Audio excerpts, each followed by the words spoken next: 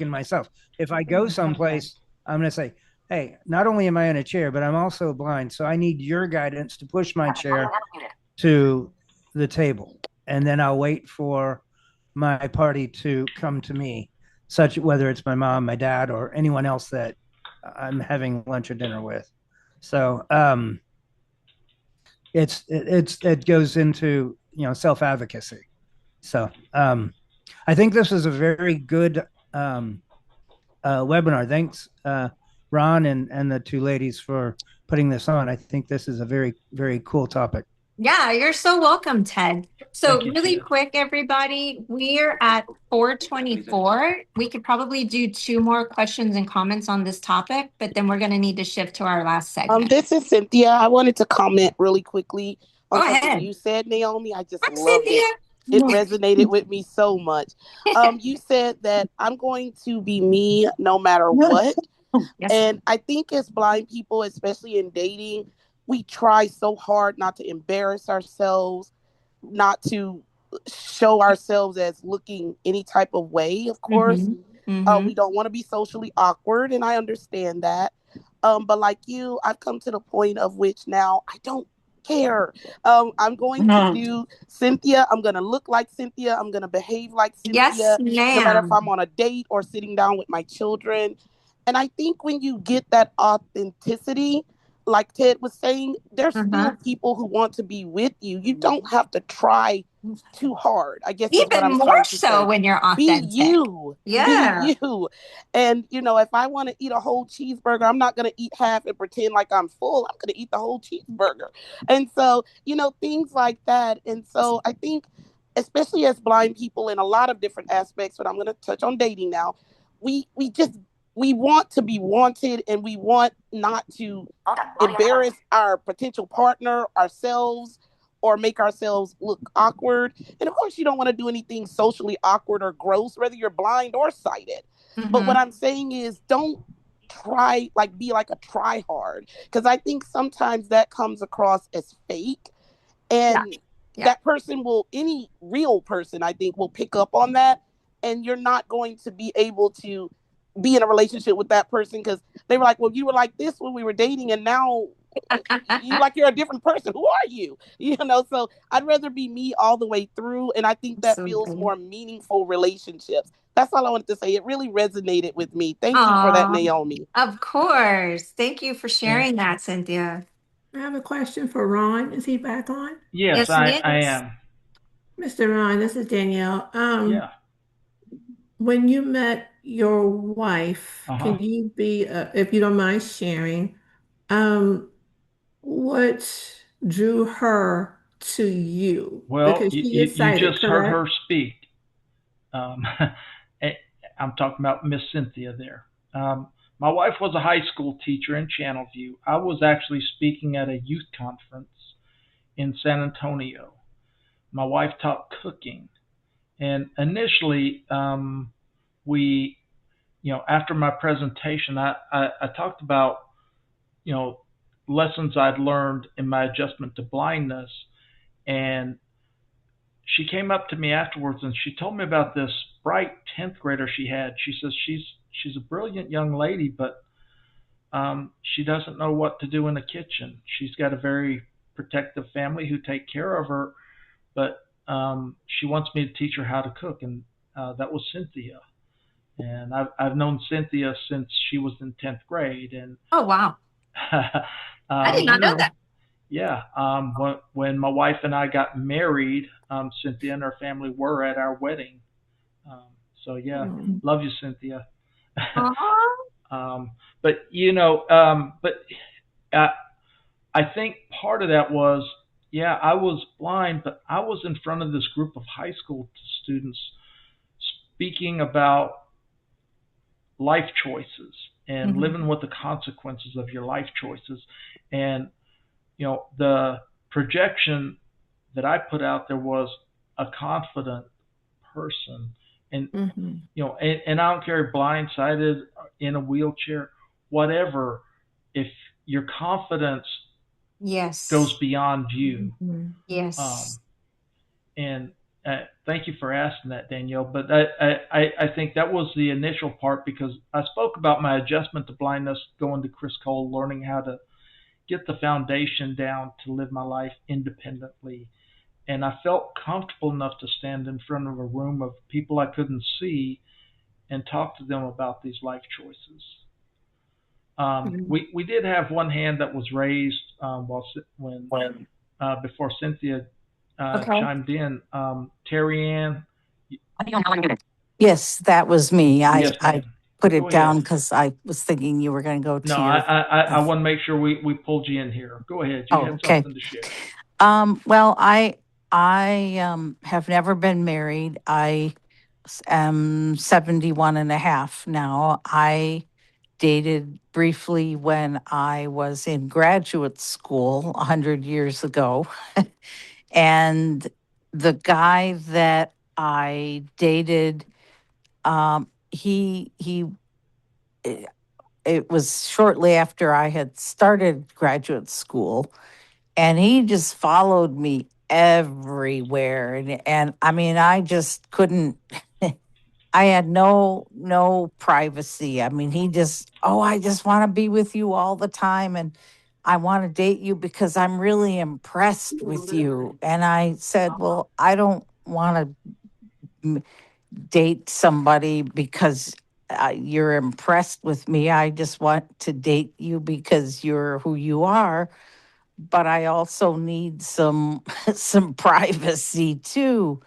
And I didn't have any of that, and I couldn't study. He just wanted to follow me, be with me at lunch and dinner, and then I, was also finding out that he was into recreational drugs, and that kind of turned me off. So, and he invited me to go to a Westminster Fuller um, presentation because he was in architecture school.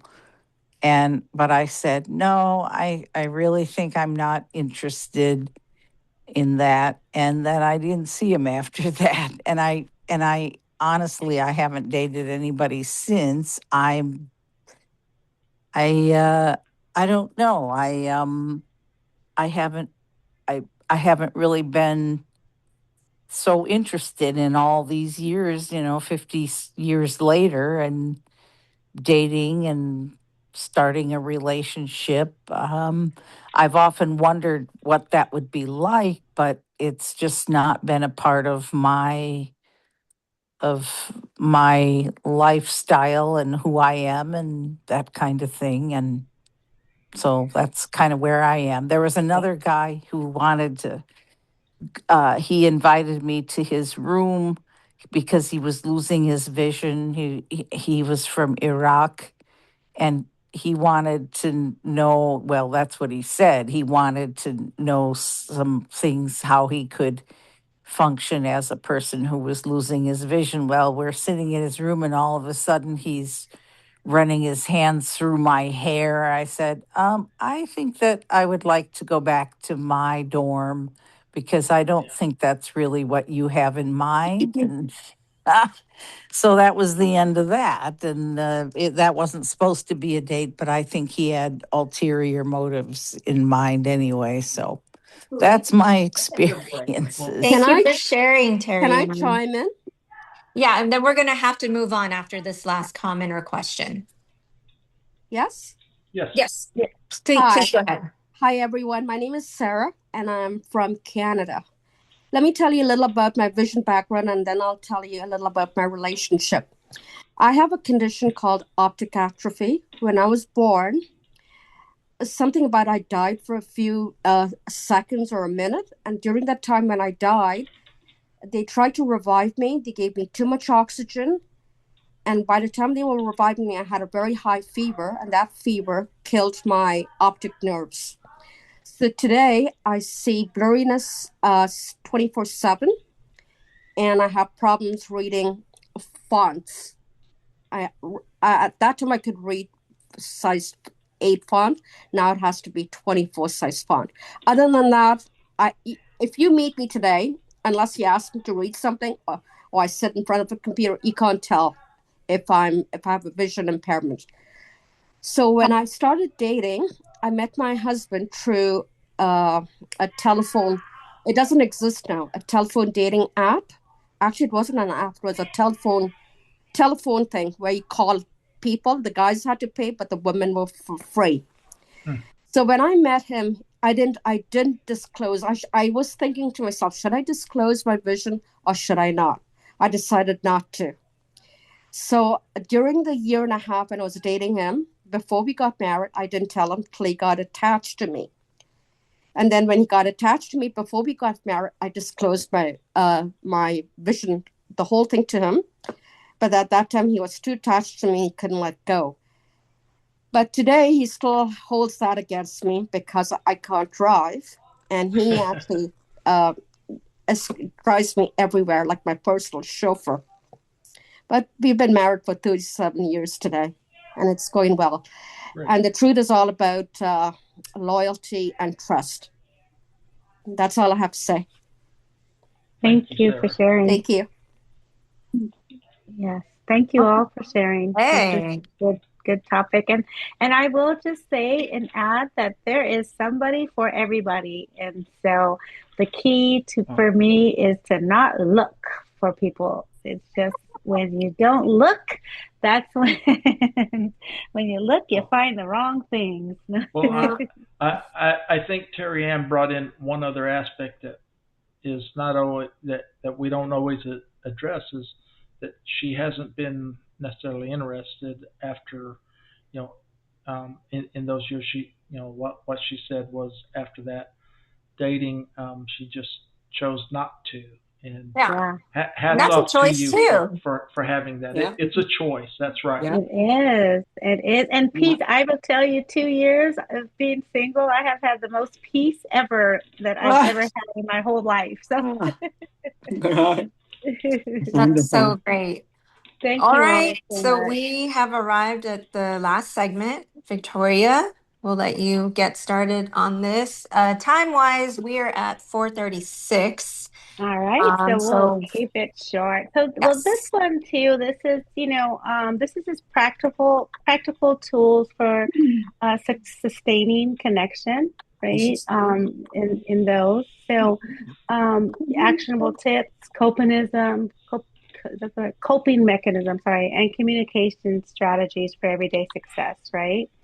And so just to briefly go through a couple of things, the power of clear communication, okay? I think this goes on all relationship levels, family, friends, intimate, all of that. Keeping that clear communications. You have to be able to, this is, I need this assistance. You say what you need, and you also say what you do not need, right? Or I do not need help. No, thank you. I got this. Sometimes people don't get that the first time or the second time, but you still have to communicate this, because I know, and it's opposite. If you like to think of the closed mouths don't get fed, right? But we can use this as a closed mouth is anything can happen when your mouth stays closed. So always make sure that you communicate how you feel in whatever situation it is. Okay. Mutual advocacy.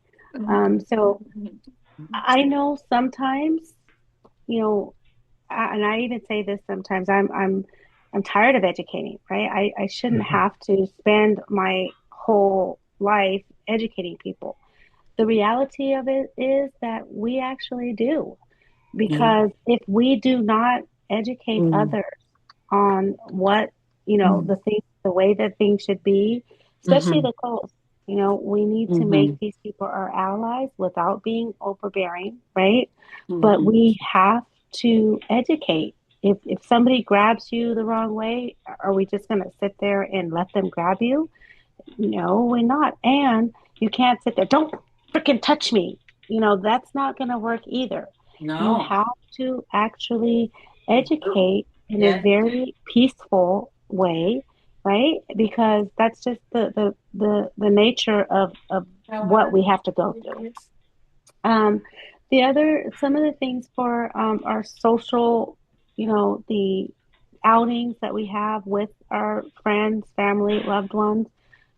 That's another thing when we do sit there and have to make sure that they do understand. People go to the movies. Oh, well, she doesn't want to go to the movies. She can't see it. Well, yes, I do want to go to the movies. Now that they have audio descriptions, I will be honest, there was a couple of years back, no more than that, but when I first went blind, there wasn't no audio description in the movies, and I did not like going to the movies because it was, you got somebody trying to yell what's going on in your ear, what they think I need to know. But now that there's audio descriptions, I love going to the movies, right? Um, Theme parks. I like to get on roller coasters. These are things that people just don't know that we would like to do. Going out to dinner, going to dances, things like that. People only know what you tell them, and so I think that when there are activities, when there are functions, when there are outings that are going on, and you're not invited, it may not be because they don't like you. It might just be because they don't know that that's something you would be interested in. So please make sure that you let people know, hey, I would love to come. And then the key to that, though, and I do want to share this, is to be that independent person, though.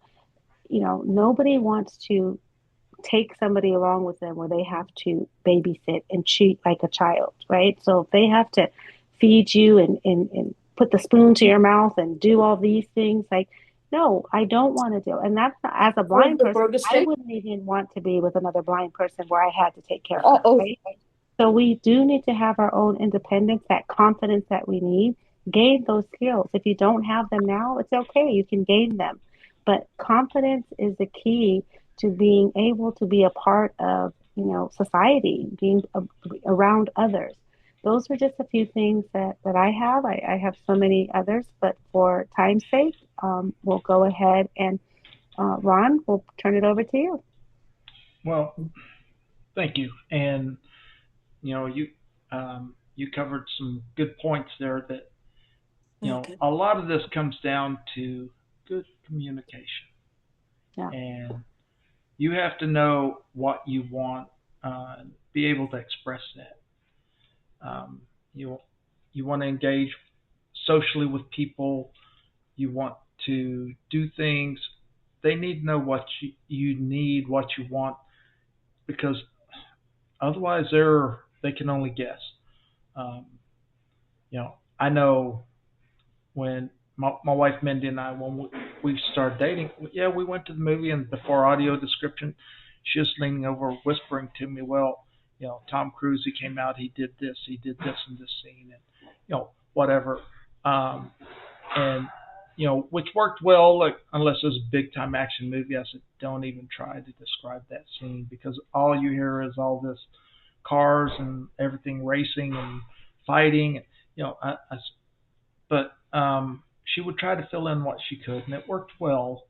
And I remember one time it was a holiday, and we were at a family gathering, her family, and several of the guys said, "Hey, I want to go see this movie," and I said, "Hey, I want to go too." And boy, hello, pin drop. The pin dropped, and everything got quiet. Like,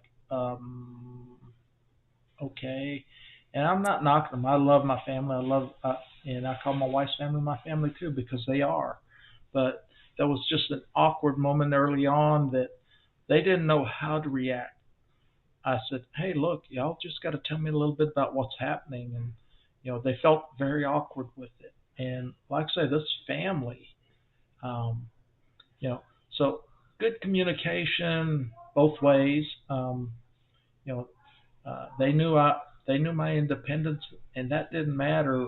Uh, but I took them into an awkward area, and I got my feelings hurt. They might have too, because it's just a kind of moment, and we're all going to have those. And you know the what was that word? Mutual advocacy, speaking up for each other. Yep. I think that's a good phrase, and I think good concept. Uh-huh. Let them know how they can help you. Because I tried that. It didn't quite go well for the movies there, but a lot of times it works very well with people that are new. And I'm going to give you an example here. This wasn't friendships, but it is relationships. And when I was a student, I've got my master's in clinical psychology, and going to university, it's a matter of interacting with the professors. A lot of times I was the first blind student they had. Mm-hmm. So, my statistics professor, it was a year-long course, research and statistics, graduate level. And she's like, Ron, could you come by my office and let's chat? And she wanted to know what I needed from her. And likewise, I told her what she needed to know about me. I said, when I come to class, this is how I'll take notes. This is how I'll read the books. And I will follow your lecture. I will be present. And this is what I need from you to describe things. You put things up on the screen. Don't just point and say, if you take this and divide it by that, because I know nothing from that. But if you say x squared minus y cubed minus n all over z plus 1, I can visualize that.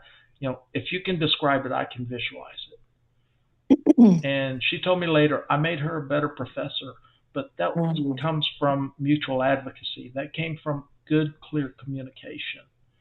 And like I say, that was a relationship too. Yes. Naomi, how about you? Yeah. So a couple of things, and not to pick on you, Victoria, again, but I think I'm oppositing you when it comes to the educating, because I heard you say you're tired of educating. I freaking love educating people about my visual impairment, about blindness as a whole, so much that I will go to the Capitol with the NFB chapter and advocate legislation with my specific representative to fight. I'm very like, don't walk the walk. You know what I'm saying? Like, let's talk. So I'm huge. I'm a massive advocate for the blind, low vision, so much that I will go to the government and try and fight for all of us, for our rights that we are absolutely entitled to have. Full disclosure, because you mentioned communication, Ron. Mm-hmm. I majored in communication, and perhaps that is why I feel so confident in a lot of things that I do. I'm not afraid to speak up for myself. I'm not afraid to speak up for this demographic specifically.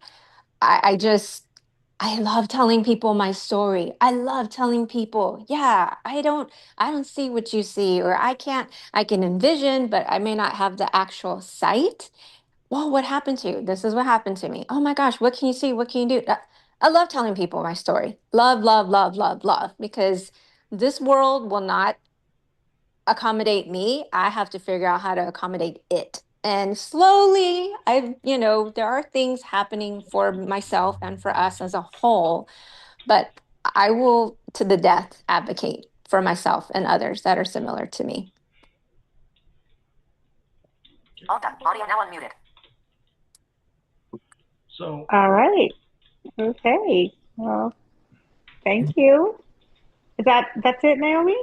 Yep, that's all I have. Okay. I want to leave enough time for everybody to speak. Can I join in on? I want to comment about Naomi, because if y'all don't know Naomi, this is one active lady. Yeah, she doesn't just go to DC. This is a world traveler. I've told her before. I live my life vicariously through her travels, her adventures, and the different things she engages in, because she does not let her visual impairment slow her down. And that's something to be said about confidence and independence. And I think anyone who meets her gets that. And you communicate that just by being who you are. And I'm thinking back in the last 3 years, how many countries I know you've traveled to, and much less here in the U.S. the different things you go to. So live your life, be confident, be Yes. independent. Thanks, Ron. You're welcome. Yeah, I'm a fan. right. No, and that is true. And I've said that before too. And it's confidence. I think we all that's the key to a lot of our success, confidence. And I hope that people understand how important that confidence is. And that's what it's all about. I honestly, Victoria and Ron, I don't know who else to be other than me. I don't know what, like, I wouldn't even know what that's like. This is all I know to be is me. Fearless, confident, secure, advocate, educator, Yeah. whatever. Like, that's all I know. And that's why I'm here, because I wanted us to have a really fun Zoom workshop. Well, yes. And you know what the thing is about confidence though? Confidence can be gained. So, Absolutely. if people, we all have it in us. And I think there's so much that's in us and we just have to be confident that to bring it out. And I think that's important. And you got that. And maybe you'll rub off on all of us, right? This is Ned. Go ahead, Ned. Yes, Naomi, aren't you a beauty pageant winner or a contestant? Didn't you win a beauty pageant? I did. So for everybody on the call who isn't aware, thank you so much for acknowledging that. I participated in a beauty pageant specifically for blind, low vision women. And I did this because the woman who had won the year before me is from Texas. And I don't know if you guys have ever heard of a young lady named Brittany Culp. I'm obsessed with this woman because she does all the things, very educated, super outgoing, and actually met her husband via Facebook. She wasn't trying to reach out to him. She was just being her confident self and posting things. And the gentleman took notice and they started dating and now they're married. So I always like to share that story because I think it's a great story. But yes, I participated in a beauty pageant and won for Texas. Again, this was an international pageant. Miss Blind Diva. I am Miss Blind Diva 2021. So I will tell you, never in a million years did I think I would do a pageant, but I just threw everything out the window and said, what do I have to lose?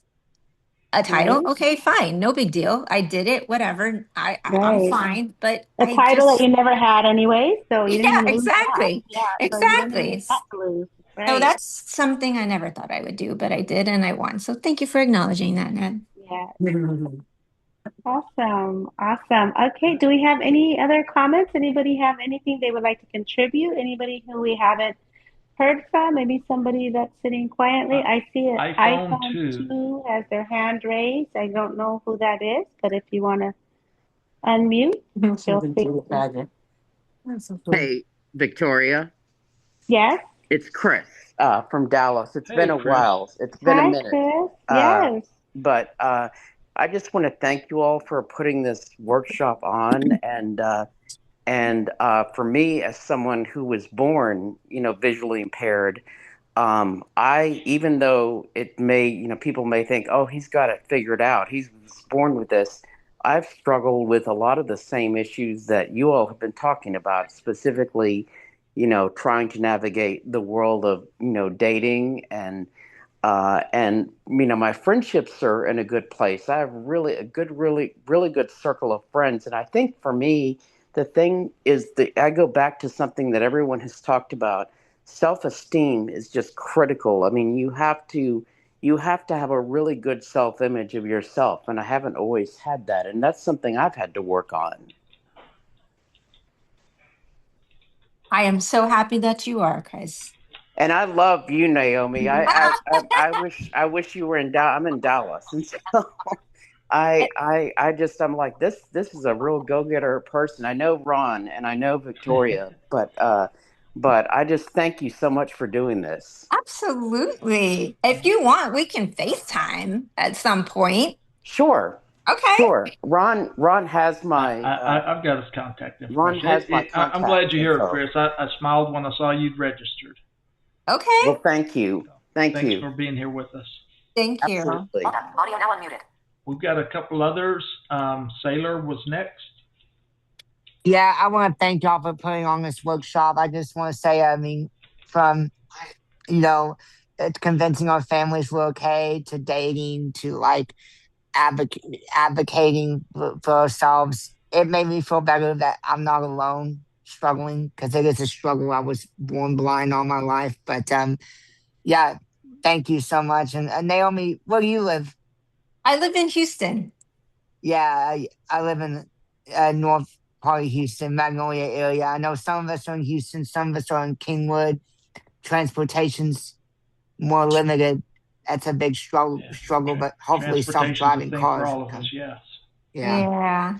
Well, But yeah, thank you, Sailor. I mean, we're here for you. We are your Thanks for being community. here with us today, Sailor. oh yeah, it's been wonderful. Yeah. All right. And I'm glad my Fireflies is transcribing this because I'm gonna host. I host a radio show and podcast called Blissful Connections every Monday night, and that's gonna be a.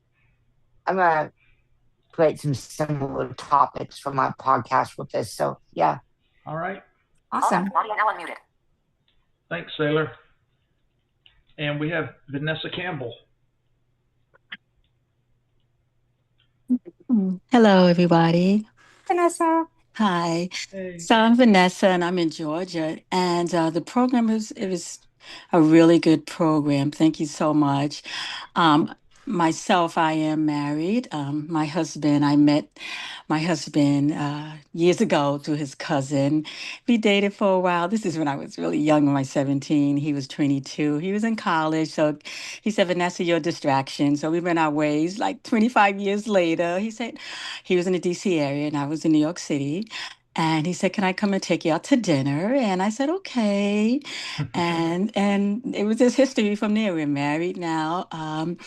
It's wonderful. And we both are still learning. We're still learning. I mean, you never stop learning in marriage. So, but what I want to say, this is not just with the visually impaired blind community. My daughter, she's fully sighted, beautiful 32-year-old woman, very educated, smart, funny, everything. And she is like, Mommy, there's nobody around. So, sighted people are going through this too.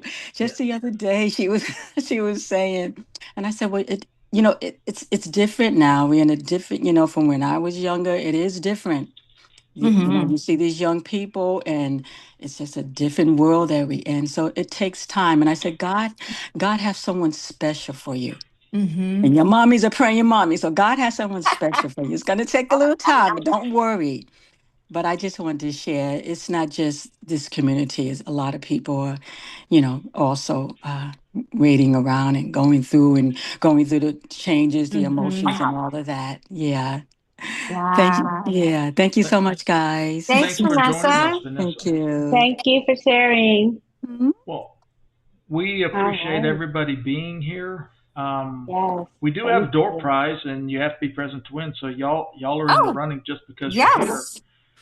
We got a $25 Amazon gift card, and Naomi, I'm going to ask you, give me a number between 2 and 59. 7. 7? All right.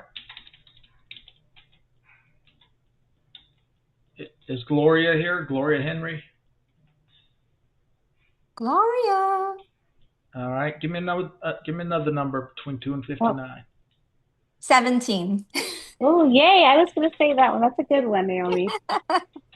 Hello, Miss Vanessa Campbell. You are number 17 on my spreadsheet. Awesome. Thank you. So I will be in touch with you. And does Amazon work for you? Oh, yes. Love it. All right. Well, I'll be in touch with you and get you this.